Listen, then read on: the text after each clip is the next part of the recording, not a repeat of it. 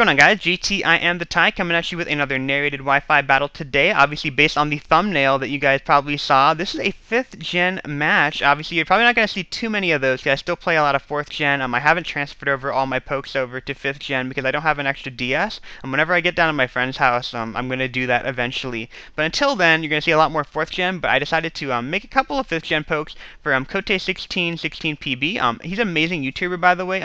Link to his channel will be in the description below. And he's doing something called Region Wars, and basically he's representing the Kanto region, and I'm representing the Sinnoh region. The rules to this little series that he's working on, maximum of 2 OUs, basically on 4th gen standards, no Dreamworld abilities, and without further ado, let's get the match started. The match is going to take place from his perspective, because I don't have a versus recorder. I didn't get it in my game yet, so obviously he has the versus recorder. I don't know where the hell to get it, and I played it for 20 damn hours, so I was really frustrated I couldn't record the match. But obviously I'm going to be on the opposite side, so I hope that doesn't bother you guys too much. The one thing I did know is that he had a Sand Slash, he had a Slowbro in the lead spot in the team preview. So I'm going to lead off a Gastrodon instead of Ambipom, and I figured he has to be fearing the water move for the Sand Slash. I'm going to go for the Toxic, and he switches into a Clefable. And that kind of sucks. Obviously he's got Magic Guard, it's not going to be doing a damn thing to Clefable. I also don't know what this Clefable wants to do. It might want to Toxic Stall me as well. And if the moment Gastrodon gets the Toxic on him, he becomes essentially useless. I cannot let that happen. So I'm going to go into Infernape just to see what he wants to do. He goes for the Toxic, and obviously I can threaten him with a close combat immediately. This Infernape is also Choice Scarfed, and I like to try to stay one step ahead of my opponent when you have a choice item, because you have to be predicting a switch in order to really be using it effectively. I'm going to go for the U-turn predicting a switch, and he's switching into a Slowbro. I really wish I would have brought Choice Banded Ape, because I would have done a ton more damage, but I'm going to go into Bronzong. Obviously, in this scenario, I don't think there's a whole lot he can do to me. There's not a whole lot that I can do to him, but I can set up Stealth Rocks in this scenario, and I have Hypnosis in case he wants to try to set up. So I'm going to go ahead and go for the Stealth Rocks, and he goes and switches out into Clefable. And that's kind of peculiar. Obviously, he can't hit me with the Toxic, so it makes me think that he might want to set up really, really early. He might be a Calm Mining set, so I'm going to go into Ambipom right away. I figure that the priority Fake Out should scare him away, and it's going to get some decent damage on anything that he has on his team. So I'm going to go for the Fake Out, and that's going to do a pretty decent chunk because I do get a critical hit. And that's going to hinder him a little bit, obviously, because at this point he's not quite sure what he wants to do. I'm actually worried in this scenario that he can switch out into either Sand Slash or Slowbro to take the double hit. So I'm going to go for the taunt, because I figure everything on his team is really, really bulky. He's not going to appreciate the taunt, and he actually goes for a Soft Boiled, and that's pretty decent. I know that the double hit should be able to take him out on the next turn. I don't want to over-predict. Obviously, he can't heal anymore, so I'm just going to go for it. He's going to switch into a Sand Slash. I'm going to go for the double hit, and that's going to do a pretty nice chunk to the Sand Slash. Basically because I know that he's a physical wall. It's not going to be a 2-hit KO, but it looks like it would have been a 3-hit KO, so that's really, really cool.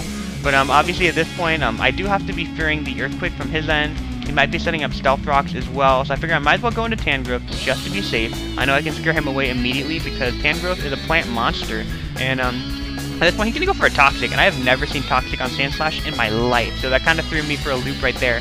And obviously at this point, he's going to be fearing the Grass move. I don't know what he wants to switch out into, but I'm going to go for a Sunny Day, because I feel like that's very unexpected to be running an offensive Tangrowth. And he switches into a Clefable. I'm going to set up a Sunny Day.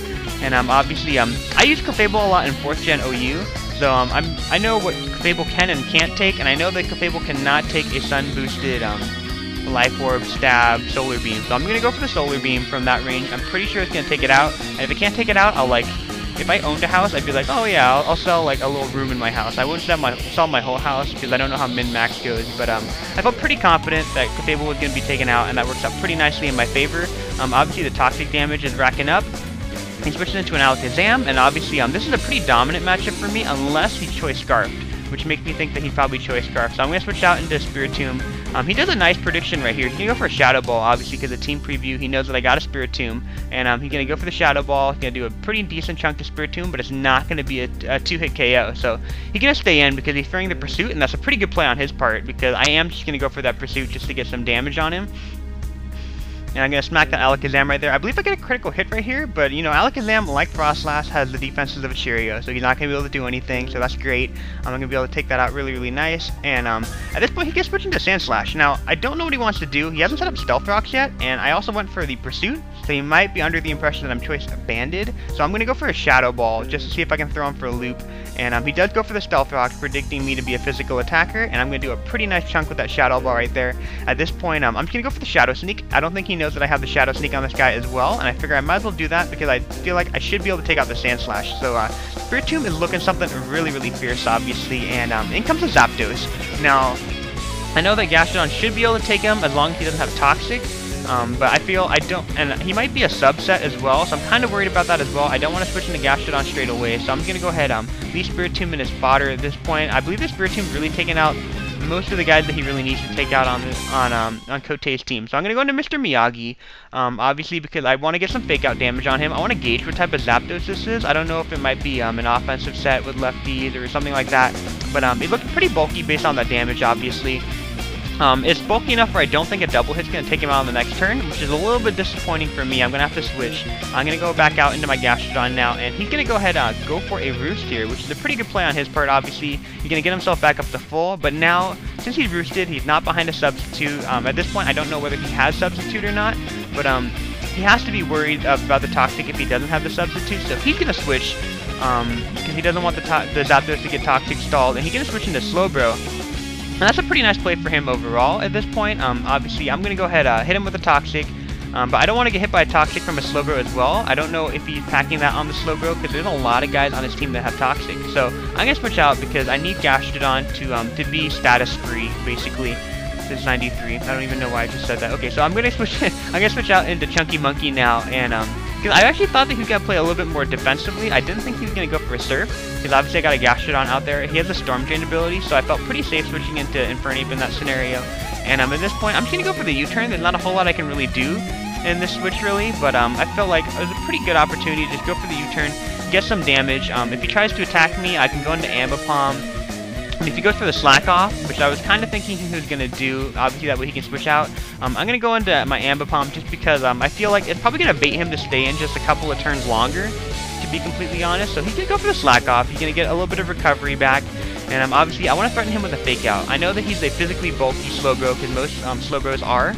And I figure I might as well just go for the Fake Out because he's racked up, I believe it's like 3 turns of Toxic damage at this point. The Fake Out damage will be the 4th turn. That Toxic damage is gonna start to do a really good number to that Slowbro. So I was kind of thinking about it. I know that the Toxic damage is gonna do a lot of damage, and I also think at this point, after the Toxic damage, that I should be able to take him out with a double hit. It might depend on min and max damage, to be completely honest, but it's a roll that I'm willing to go for. I'm going to go for it, and I am not able to take out the Slowbro, which surprises the hell out of me, and he's going to be able to take me out with the Surf. He's going to be able to take out Mr. Miyagi, which is sad, but at the same time, he's going to lose the Slowbro, and that's a huge blow to his team, obviously. And basically he has no answer to the Gastrodon anymore, really. So at this point, that's what I'm realizing in retrospect watching this battle. And at this point, I didn't actually realize it until after the match, like what a big mistake that I'm going to make right about now. I was thinking about going to Infernape because I was thinking he might go into that Dragonite, basically as a last-ditch effort because I have the Hidden Power Ice on that guy. It would essentially be GG. But I go into Gastrodon, and because Gastrodon's out here, I don't feel like wasting a turn. I'm just going to go for the Toxic because he sets up a Dragon Dance. I figure I might as well shorten his lifespan. At the same time, his entire team has been so damn bulky. I feel like he's got to be running a bulky Dragonite. That's basically what crossed through my mind. So he can go for a second Dragon Dance, which makes me more inclined to think that he's a bulky Dragon Dancing Dragonite. So I'm going to go ahead, just go for the Skull, because I just want to sit in here just to see what he might want to do.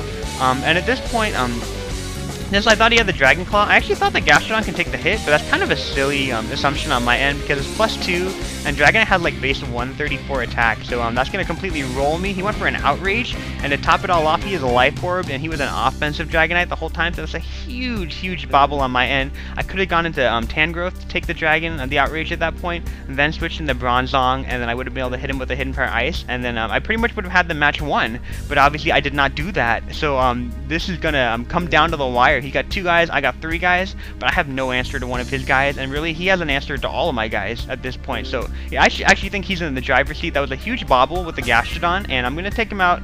I'm going to use my Bronzong, take out his Dragonite with the Hidden Power Ice, but obviously I'm running a pretty specially defensive bronze long, so I know that he's running a bulky Zapdos. I don't know if he's gonna take a heat wave, but to be completely honest, I feel like my only chance is if he either misses the heat wave or I'm able to survive the heat wave because he doesn't have enough special attack investment. But he hits me with a heat wave.